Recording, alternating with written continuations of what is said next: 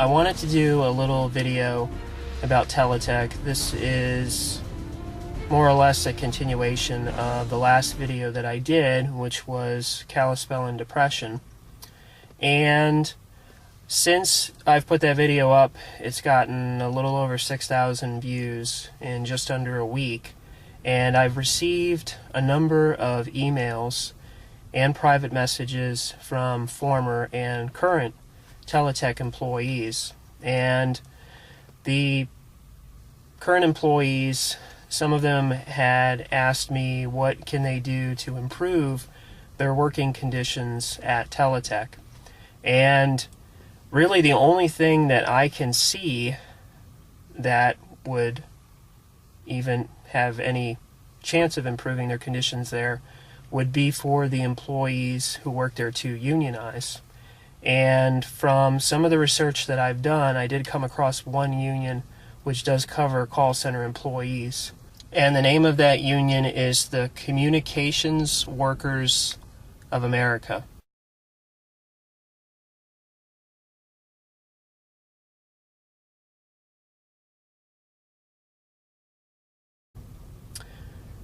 And I have to say that I'm not in a union. I've never been in a union. I don't work for a union.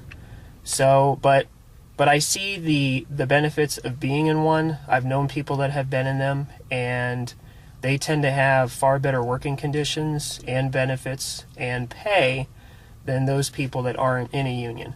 Now, for those workers who do want to work to unionize Teletech, it's going to take a significant amount of work to do it and some sacrifice, and there will probably be some retribution on the part of management should you decide if you do want to go down this road. But it's really the only way that you're going to improve the working conditions there. The abuse and just the degrading things that the management subject the employees to at the facility, it just needs to stop. I know some of the things they do, from what I understand, is they designate an employee a spirit champ. I've talked to some of the former employees that were there, and when you get designated a spirit champ, from what I understand, you have to run around wearing a tiara, and even if you're a guy, you have to do this. So, I mean, it's just ridiculous. It's degrading and it's abusive. I mean, there's just no other words to describe it. Now, for those who do want to organize a union there, you're going to have employees who are going to say, well, if we try to unionize here, Teletech will shut down, and then we'll all be out of a job. But, I mean, in all reality, what's to say that Teletech won't shut down anyways? From what I understand, there's been rumors flying around that they want to send the jobs overseas. And there's a lot of other call centers that have already done that. In fact, from what I understand, Teletech does have call centers overseas, some in the Philippines, and I think a few others throughout Asia. So what's to stop them from pushing the jobs here over to Asia? So it's an important thing that people really have to keep in mind, because that's going to be a big argument that pro-union people inside of Teletech are going to encounter.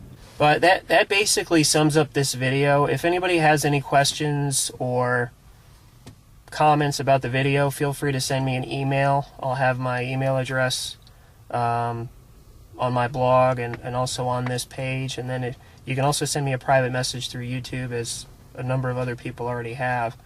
So, but as I've said, and I want to reiterate, the only way that your working conditions there are going to improve is if you have a union. That's it. Because if they were going to improve, or if they had any hope of improving up to this point, the management would have changed things, and they would have started paying you guys a living wage instead of this $9.75 an hour. I mean, the employees there should be making $13-14 easily, because Bank America pays Teletech, and Teletech, I'm certain, has enough money to do that, to pay the people a fair and living wage. So just keep that in mind, and that's all I can say. So I wish you guys the very best, and I hope things improve for you, and good luck to you. Thanks for watching, and take care.